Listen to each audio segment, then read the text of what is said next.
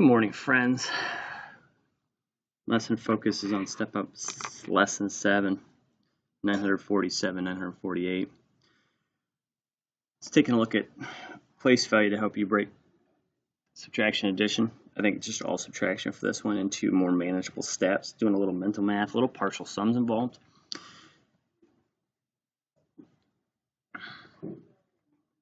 Big picture is just a life skill you're going to need to have when you're looking at numbers.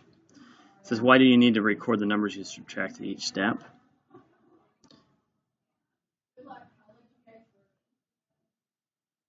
You're essentially breaking apart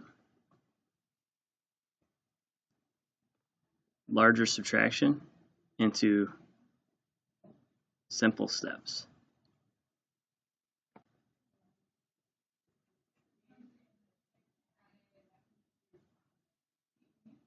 Breaking apart into simple steps, and why do you need to record the numbers? So you can kind of keep track. Essentially, you're trying to keep track of where you're at as you go through and you subtract the 300 and the 40 and the 4 and the 2 to make this more manageable. Carmela is trying to decide 784 minus 310. She decided to start by subtracting 10 from 784. Do you agree? So if you're going to break this into steps, and really this is essentially partial sums. Subtracting 10 from 784, so you have 784, and she decides to subtract 10 first. You got to say if you agree or not. To me, I would say no, because I would start with the hundreds. I would go minus 300 first. 784 minus 300 is 484. I would start with, the hundreds. That's my personal opinion. You can disagree. You can say you can start with tens. That's up to you. You could start with the tens either.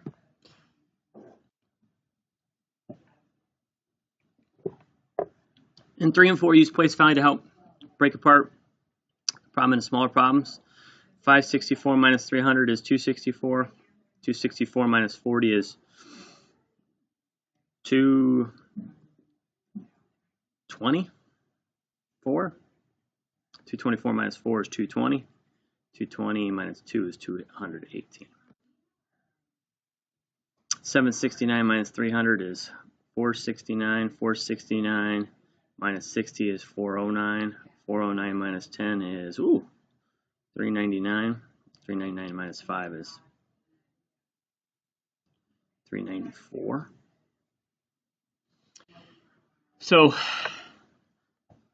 you're just breaking apart by the hundreds, the tens, and the ones in manageable steps. It broke apart this 60 and 10 here because it had to regroup down to from the 400s to the 300s. So 5 through 10, you're essentially doing the same, following the steps here, steps, and then they don't want you to regrouping down here. They want you to follow some of those steps. So taking the 200 away, the 80 away, the 3 away, the 500 away, the 7 away, the 300, the 50, the 6 away. Down here at the bottom. Sorry, you can't even see it. Down here, 8, 9, and 10. These are really laid out for you pretty systematically here. Already kind of has the steps for you down here. You want to take that break apart strategy to write those similar to here in 3 and 4 down at the bottom. Up at the top it says write the time shown on the clock 2 different ways. Ooh. So this is 1/4 to, 1/4 past, half past the hour.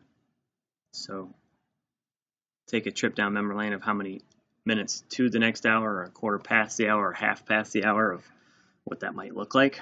96 boys and 83 girls in the school lunchroom. Near the end of lunch, 127 students leave.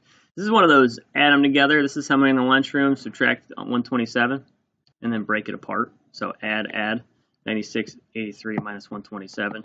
Then also show you can break it apart into smaller problems. So break it up minus 100, minus 20, minus 7. Yuki had a necklace with 131 beads. The string broke and she lost 43 beads. How many did she have left? So that's that subtraction. Which weighs more, 2 adult male basset hounds, or one